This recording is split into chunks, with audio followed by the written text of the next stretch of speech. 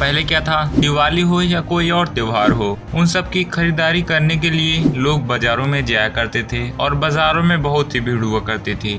लेकिन आज के समय के लोग घर से ही अपनी खरीदारी कर ले रहे हैं। और अभी देखा जाए, ई कॉमर्स प्लेटफॉर्म फ्लिपकार्ट और अमेजोन पर बिग बिलियन डेज के नाम से और ग्रेट इंडियन फेस्टिवल के नाम से सेल्स चल रही है, जिसमें कि मोबाइल्स, फैशन, इलेक्ट्रॉनिक प्रोडक्ट पर भारी भरकम छूट देखने को मिलती है। और यह सेल्स तभी चलाई जाती हैं जब कोई बड़ा त्योहार होता है, जैसे कि दिवाली और नवरात्र और नए साल की, और जिसके दौरान ये प्लेटफॉर्म लाखों में सेल कर पाते हैं। लेकिन फिर भी इन कंपनी को फाइनेंशियली लॉस होता रहता है।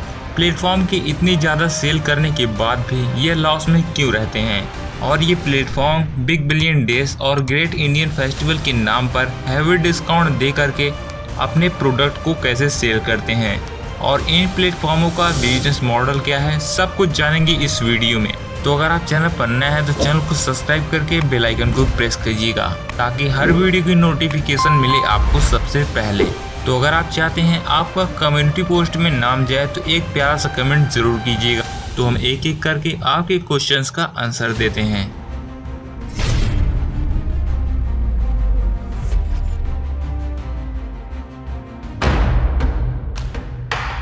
क्या कारण है इन प्लेटफॉर्मों को डिस्काउंट देना पड़ता है? क्या बिना डिस्काउंट के सेल नहीं कर पाएंगे?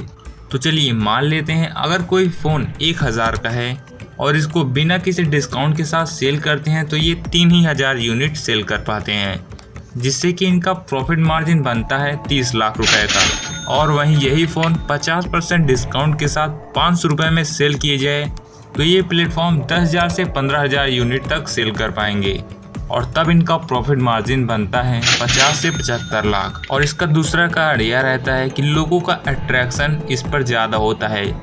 लोग देखते हैं कोई भी प्रोडक्ट डिस्काउंट के साथ बेचा जा रहा है तो डिस्काउंट ना हटे, इसके कारण से वह तुरंत ही उसे परचेज करना ठीक समझते हैं। ई कॉमर्स कंपनी को इतना तो पता ही है, वह कोई भी ब्रांड के प्रोडक्ट को सेल करेंगे वह 1000 से लाख तक यूनिट को सेल जरूर कर लेंगे। यह कंपनियां सेलर से डिमांड करती हैं और उसका मिनिमम प्रॉफिट मार्जिन निकाल करके उसे सेल करती हैं। और आगे हम बात करेंगे इसके सेल करने का तरीका क्या होता है। और अगर आप कभी भी अमेज़ॉन और फ्लिपकार्ट की वेबसाइट पर विज़िट किए हैं तो आपने एक बात नोटिस की होगी कि जो फ़ोन अमेज़ॉन पर मिलते हैं वह फ़ोन फ्लिपकार्ट पर अवेलेबल नहीं होते हैं। और इन दोनों कंपनियों की आपस में एक चाल होती है कि दोनों के बीच में कोई भी कंपटीशन ना रहे। इन कंपनियों ने डिस्काउंट देने के लिए लो कॉस्ट EMI और क्रेडिट कार्ड का ऑप्शन भी दिया है। मान लीजिए अगर आप कोई स्मार्ट टीवी परचेज करने के लिए जाते हैं तो आपको HDFC क्रेडिट कार्ड के साथ 2000 का डिस्काउंट देखने को मिलता है। इतना ज़्यादा डिस्काउंट देख करके कई कस्टमर HDFC का क्रेडिट कार्ड ले लेते हैं, और फ्लिपकार्ट, अमेज़ॉन, कोई भी ई कॉमर्स प्लेटफॉर्म उस दिए गए डिस्काउंट का पैसा इन्हीं बैंकों से लेता है, जिससे कि ये दिए गए डिस्काउंट की भरपाई कर लेता है। ऑफलाइन मर्चेंट के कंपैरिजन में या ऑनलाइन ई कॉमर्स प्लेटफॉर्म ज़्यादा सेल कर पाते हैं, जहां पर एक लोकल सेलर 100 कस्टमरों में से सिर्फ 10-15 लोगों को ही अपने प्रोडक्ट को सेल कर पाता है।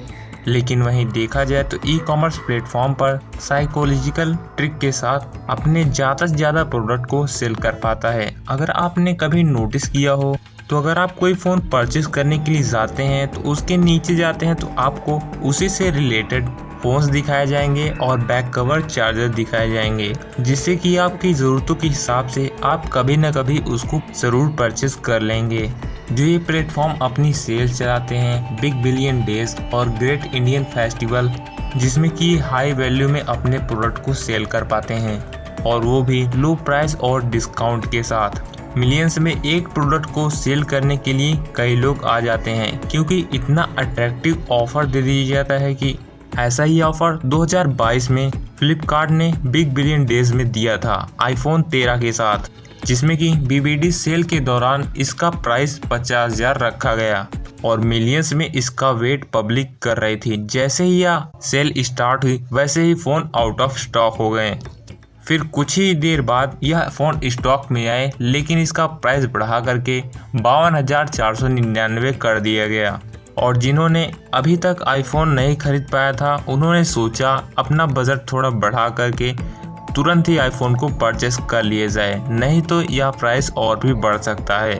और इसी सेल में फ्लिपकार्ट ने बहुत सारे आईफोन बेचे थे।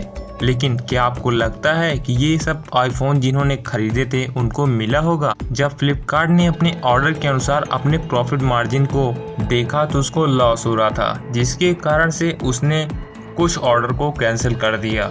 और अब हम बात करते हैं इसका प्रोसेस क्या होता है सारे ई कॉमर्स प्लेटफॉर्म का। इसके बिजनेस मॉडल को देखा जाए तो इसमें कोई भी इन्वेंट्री नहीं की जाती है। फ्लिपकार्ट और अमेज़न लगभग 1 मिलियन सेलर से जुड़े होते हैं। जब भी आप कोई प्रोडक्ट को परचेस करते हैं तो इसकी डिटेल्स फ्लिपकार्ट उस लोकल सेलर के पास पहुंचा देता है और वह सेलर उस प्रोडक्ट को पैक करके डिलीवरी पार्टनर के द्वारा कस्टमर तक पहुंचा देता है। और यह पेमेंट को कलेक्ट करने के लिए इनके पास अपना एक पेमेंट पार्टनर भी होता है।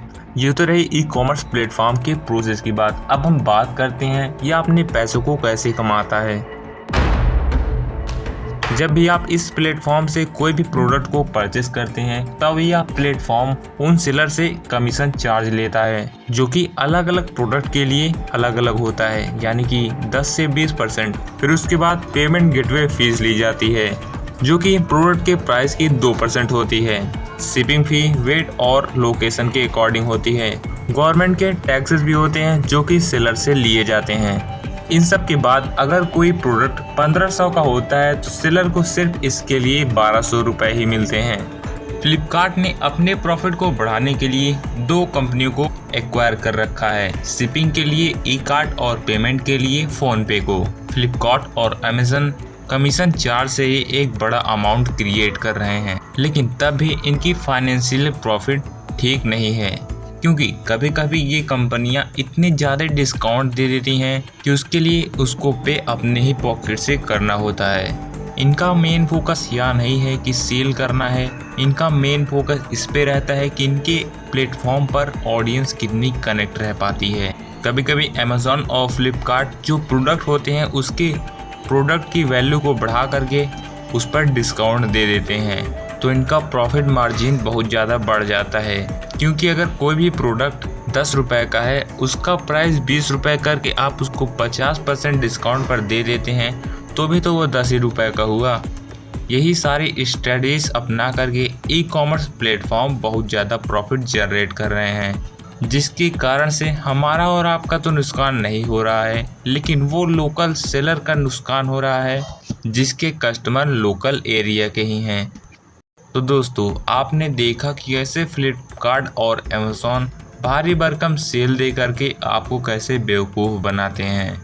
आप कमेंट करके बताइएगा कि लोकल मर्चेंट की जो दुकानें हैं, लोकल सेलर थे, आने वाले समय में क्या बंद हो जाएंगे। तो दोस्तों, वीडियो पसंद आया हो तो वीडियो को लाइक करके चैनल को भी सब्सक्राइब कर लीजिएगा और एक प्यारा सा कमेंट जरूर कीजिएगा। मिलते हैं नेक्स्ट वीडियो में, तब तक के लिए जय हिंद साथियों।